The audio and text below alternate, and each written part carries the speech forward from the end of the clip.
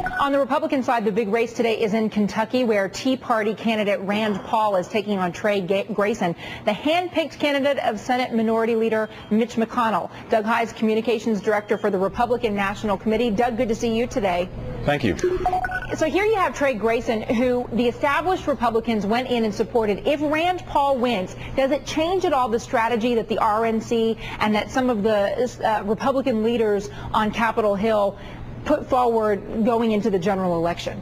Not at all. Our strategy is to win, and if you look at the polls, regardless of who emerges from the Republican primary today, they're going to win whoever the Democrats have, and they've got a very tough primary in Kentucky, just as they do in Arkansas and Pennsylvania, as you mentioned.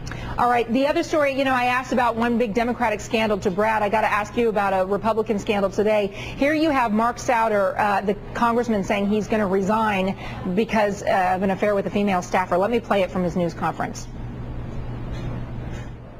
I announce that I am resigning from the U.S. House of Representatives, as well as resigning as a Republican nominee for Congress in this fall's election. I believe it is the best decision for my family, the people of Northeast Indiana, and our country. I will submit my resignation to Speaker Pelosi effective this Friday.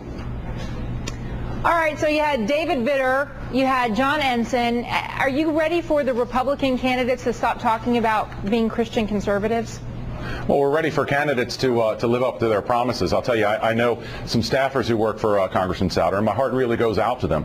But at the RNC, we're concerned about wins and losses, and that's a seat that we're going to continue. And I just have to mention real quick, you said earlier about how the president's distanced himself from Arlen Specter. You also see Lee Fisher from Ohio. I know you ran his web video, or the web video about him last week. He's not with the president today, even though he's from Ohio. So if you're a Democrat, you have to ask yourself, which bothers you more, the fact that President Obama doesn't want to be seen with so many candidates, or that so many candidates don't want to be seen with President Obama? Hey, Doug, nothing like taking the reins of the interview.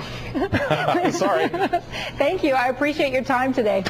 Anytime. Thank you.